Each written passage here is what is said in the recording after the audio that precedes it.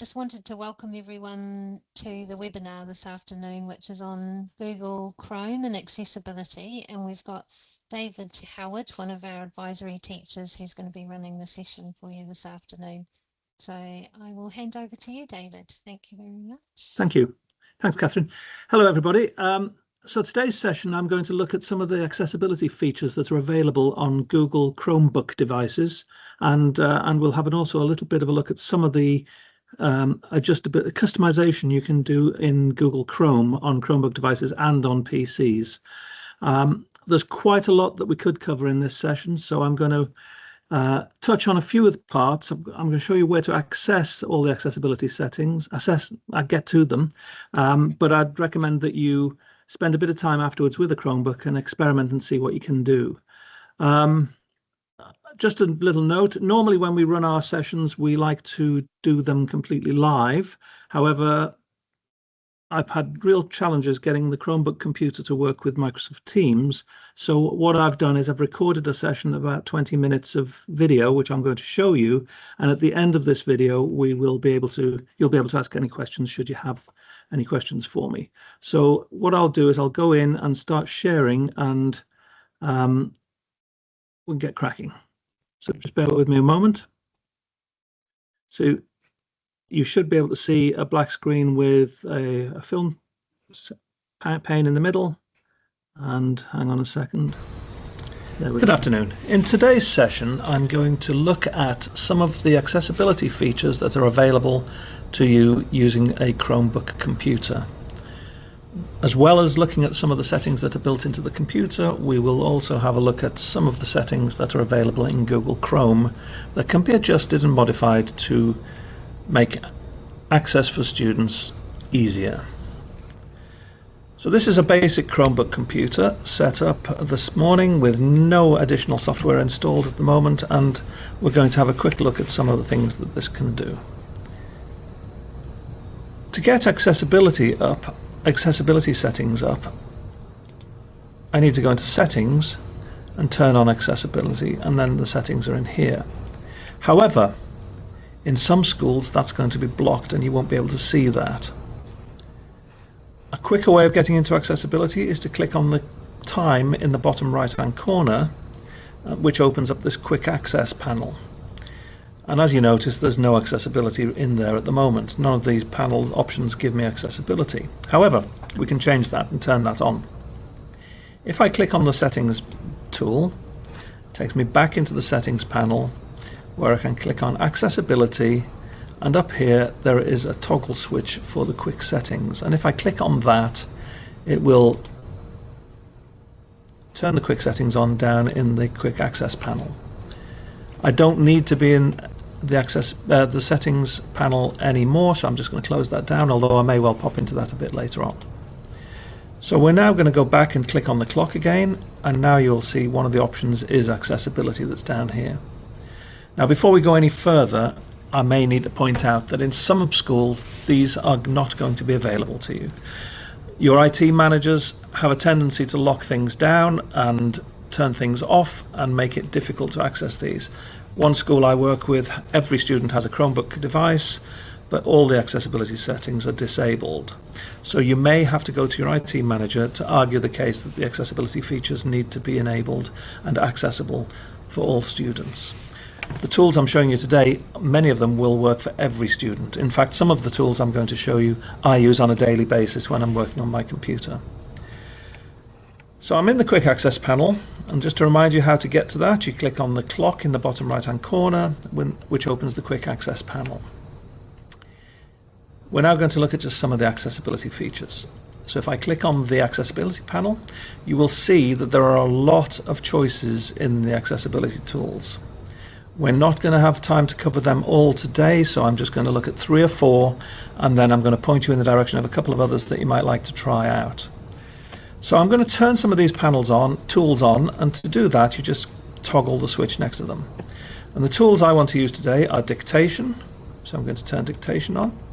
And you might notice when I turn dictation on or off, a little microphone pops up in the bottom of the screen. I'm going to turn on select to speak, and a little speaker icon turns on at the bottom of the screen. One thing I find useful with students is you may notice that spotting where my mouse is can be a challenge. So I turn on the large mouse cursor and highlight the mouse cursor. And these are just a couple of the settings I like to turn on, so when I'm demonstrating to students, they can see where I'm moving my mouse and what I'm doing with my mouse. So we have dictation turned on and we have select to speak turned on. So let's have a look at those in action. I'll just open some documents up here. So I'm in a simple Google Doc here, which I've just titled dictation, and I want to do some dictation into this document. Now in a Google document, there's more than one way of doing this. You could just click on the Tools menu and go to voice typing, and that will enable you to dictate into a Google document. However, that only works in a Google document and won't work in any other programs on your computer. With the dictation tool that I've just turned on in Accessibility, we can dictate in any document on the device that has a text box for typing into. And to turn dictation on, it couldn't be easier. You just click on that microphone down at the bottom here. Dictation is now turned on, and as I talk, it will just write as I talk, everything down. Probably best not to read what I've said because it is quite often nonsense.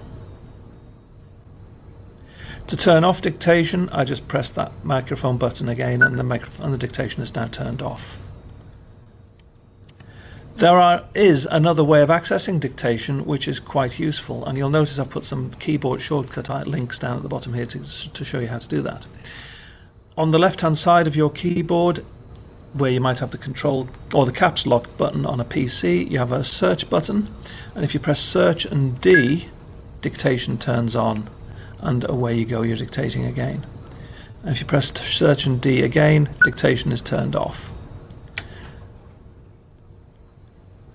So to recap, I went into the quick start menu, I went into accessibility, I turned on dictation, which turned on the microphone, which is now in the toolbar at the bottom, and I can turn dictation on just by clicking on the microphone, and it writes down everything I say. To turn it off, click on that again and it turns everything off. If you're using this for doing your reports or helping you with your writing as a teacher, do remember to turn it off, because I made the mistake of driving home in my car the other day with that turned on, and I ended up with about 20 pages of radio transcription. Okay, so that's dictation, a really nice and useful tool that can be used in the classroom. If you are using it in the classroom, I would recommend using a headset with a little microphone so the student limits the computer from picking up all the background noise and just focuses on the student's voice. So dictation is a really useful tool. The other tool we turned on then was select to speak, and if I go into a document, let's go and have a look at this this document here. No, we won't do that, we'll do it in here.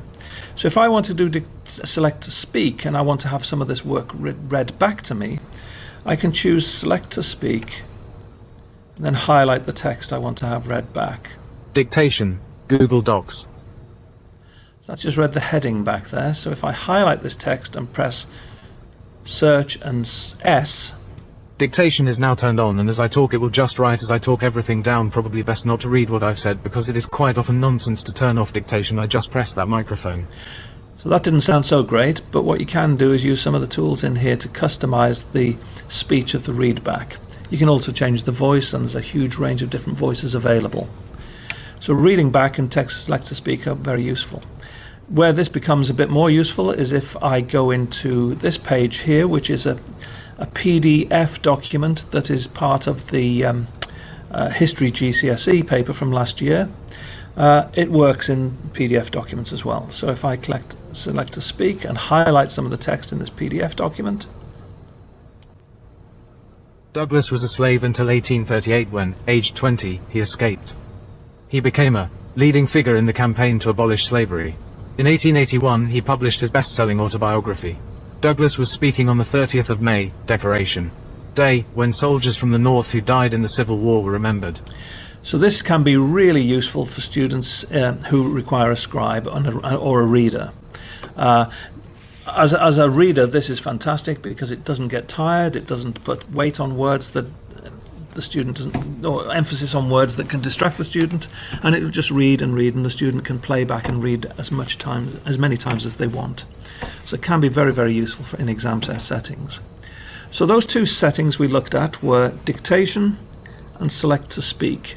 And select to speak will work in any document on your device, as will dictation wherever there's a text field for you to type into.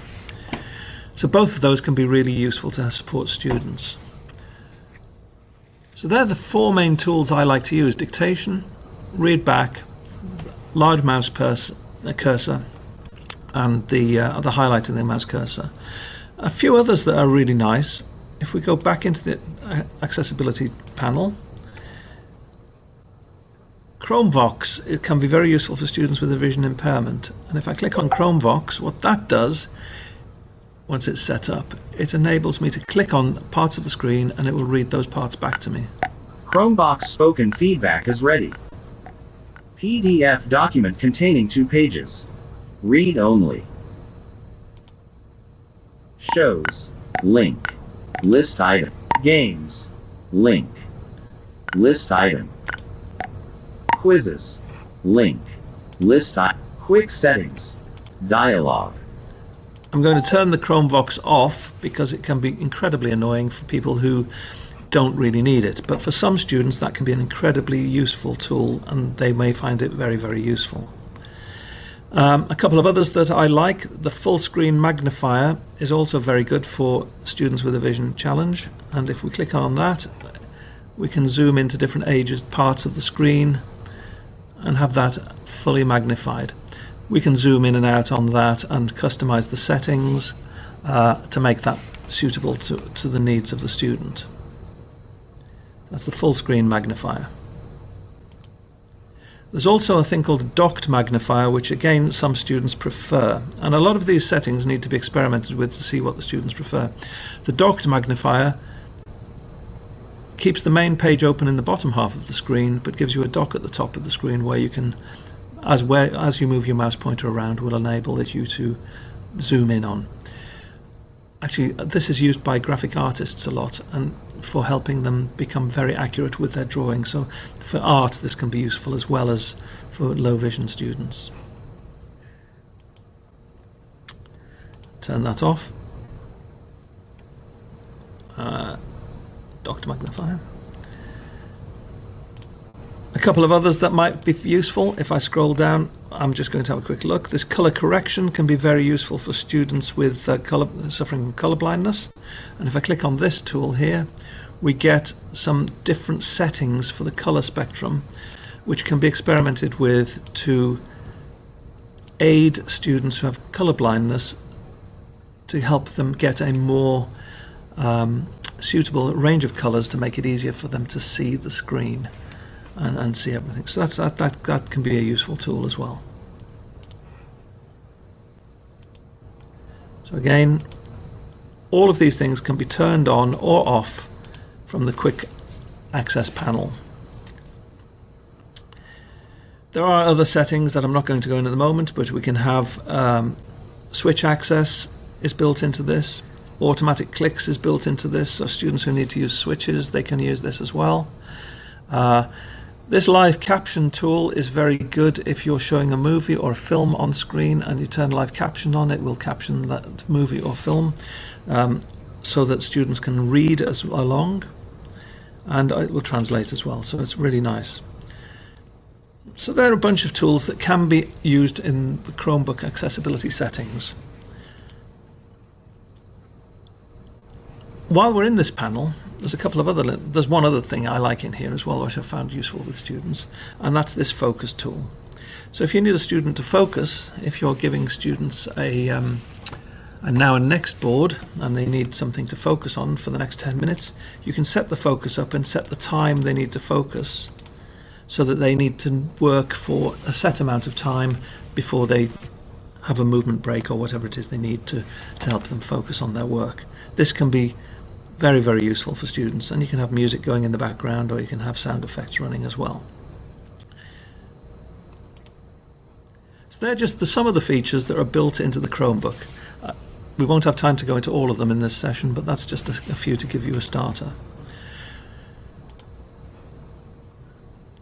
So while we're in here, we're going to have a quick look at some of the features that are also available in Google Chrome, because Google Chrome has quite a lot of accessibility and customization built in as well.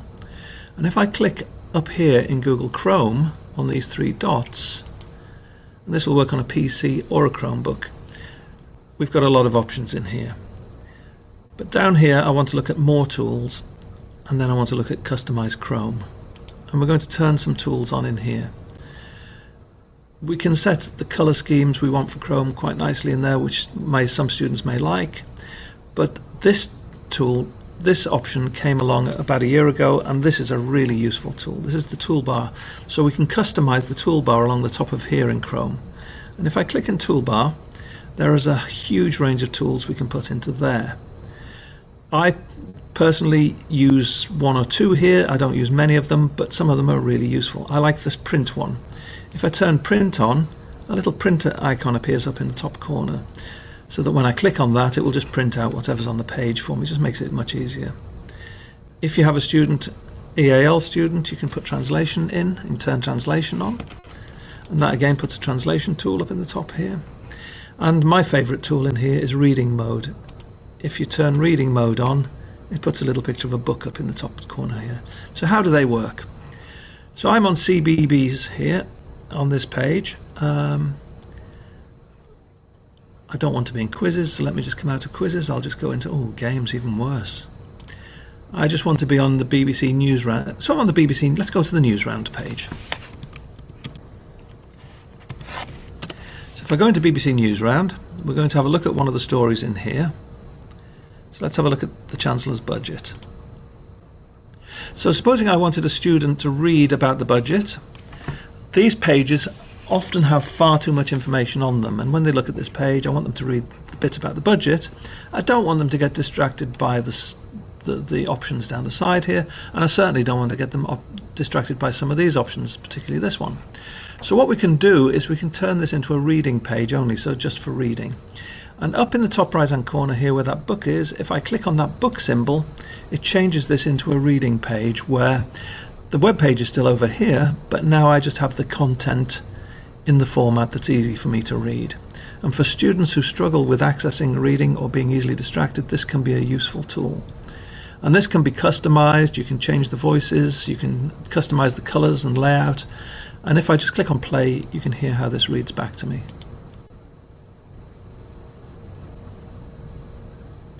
Budget 2025. What is it and how could it impact me? The Chancellor of the Exchequer, Rachel Reeves, has made the yearly autumn budget announcement. So when you set this up, it comes with a very strong American accent.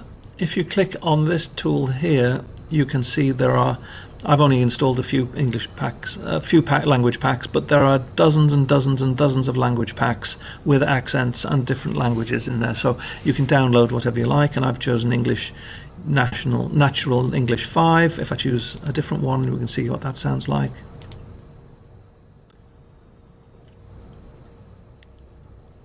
Announcement. The budget explains how the government will spend the UK's cash over the next year and how it will raise. So this can be completely personalised to suit the needs of the student. So that is reading mode. To get to these modifications up here, remember what I did? I clicked on the three buttons. I went to More Tools, Customize Chrome, and in Customize Chrome I chose Toolbar, and then it gave me a load of options that I can customize up there. So there's a lot of things you can change. Far too many for me to go through today, but I would strongly recommend that you take this away and have a practice and experiment and see what you can do with it. A couple more things before we go. Often I'm working with students who find it difficult to focus and concentrate on what I'm saying. And in one school in particular I work with in a hearing impairment unit where the students need to see my lips move to understand what I'm saying, which can be challenging. So one of the extensions, I've put a couple of extensions on this machine, and this Lego tool here, if I click on this, not Lego, jigsaw tool, I've put a few extensions in here that can be very useful. And this one here I particularly like. It's called High Live Captions, and if I turn that on, I can turn on captions so that I have subtitles. Minimize that. So I now have subtitles which can be followed by the student, and I can move those around and put them where I want on the page. Now this can be very useful as a teacher to have this turned on your big screen at the front of the class. It helps students focus on what you're saying and remain engaged in the lesson. For students with a hearing impairment, this is invaluable. You can also download the transcript from this as well, which could be useful also.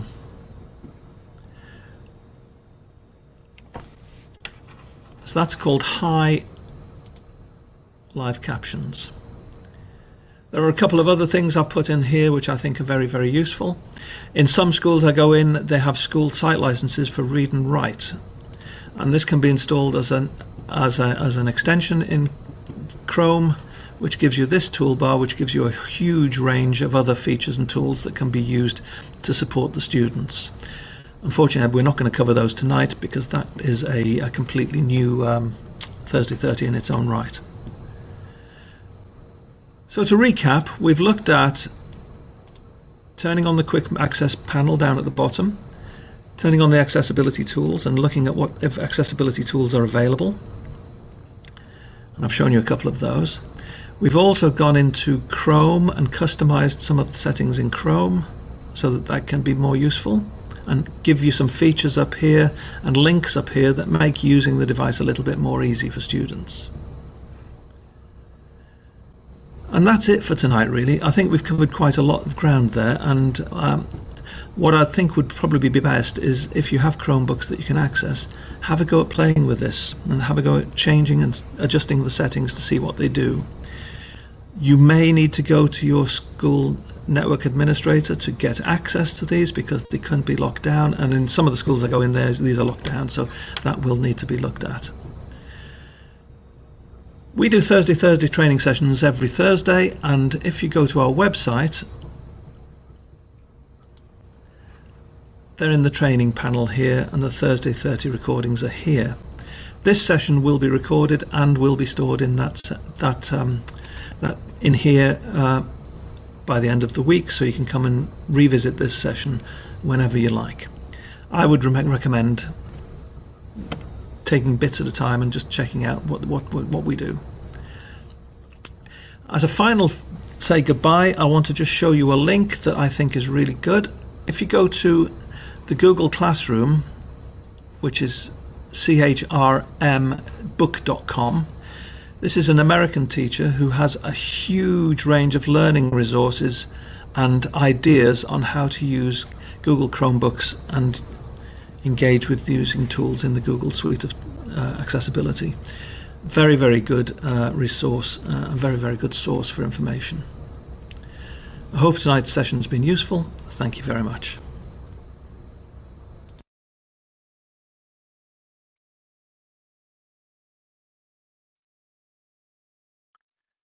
So that was Google Chromebook accessibility tools.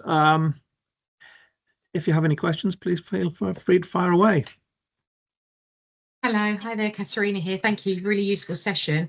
Could I just ask, because I did miss a couple of beginning minutes, and I will watch the recording, thank you. I've got a student who can't access, you know, like if you press the start, if you can get the dog a minute, sorry. If you're in Word, you know where it says File, Home, View, you know the top panel at the top? In Word on a Chromebook, yeah? Yeah, like, you know, kind of, yeah, so File, New, Open, Information, Save a Copy, all the options are quite small. Yeah. So the Chromebook has been set up by CENMAC and everything's kind of enlarged, but every time she wants to save a document, File, Save As, all that is really, really small. Could I use the docked magnifier for that to help her see those options so she can do File, Save, File, Print by herself? Yeah, absolutely you can. If the docked magnifier, as you saw, it's quite easy to turn on, but that gives you that panel across the top of the screen where you can, as you move the mouse cursor, it will show that up. I will watch the recording, but just quickly, how did I get that docked magnifier on again? So I just go to... I can't demonstrate that live now because I'm not on a Chromebook, but what you would do is you click in the, did you see how to get the quick access panel open? Yeah, you just the click on the bottom. bottom there, don't you? Yeah, so if you open the Yeah. quick access panel and go to accessibility, Yeah. there's about 30 choices down there, but just scroll down until you okay. find the docked magnifier and turn that on, and that'll work straight away for you. Brilliant, because that's her main issue. Everything's in large, but when she wants to file open, she just can't see those small menus. Yeah, So yeah. that's really valuable, really, really useful. Thank you so much. Thank you. Absolutely welcome. Thank you.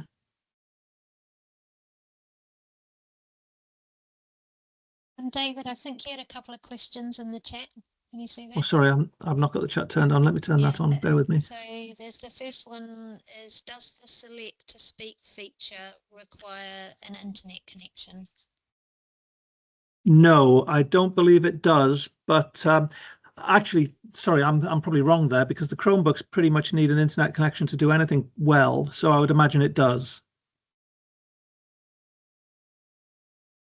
Yeah, the Chromebooks don't tend to hold anything on board. It's all you need the Wi-Fi connected. So I would imagine it does.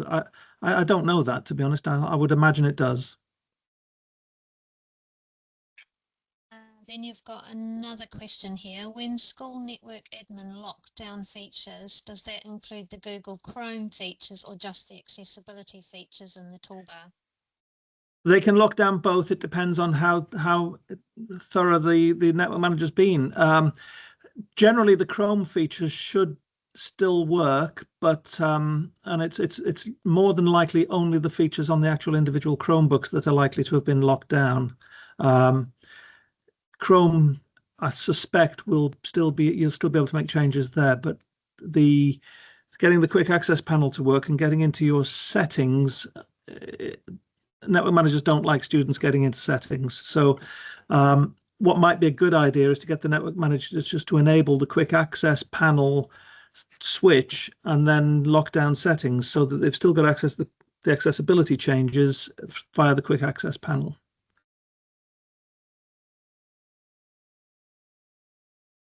David, I just did a quick search on the internet and it's saying you don't need the internet to use the speak Right, okay. feature. Yeah.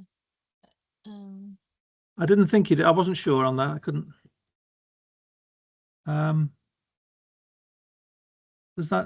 looks it, doesn't it? That looks like all of them. It is. Is there any other questions from anybody? Please feel free to unmute yourself and ask away.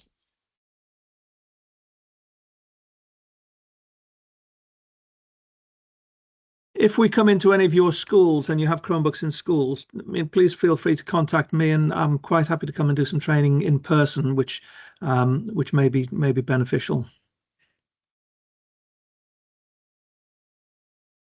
Well, thank you very much, David. I think that was a great overview of some of the really helpful tools.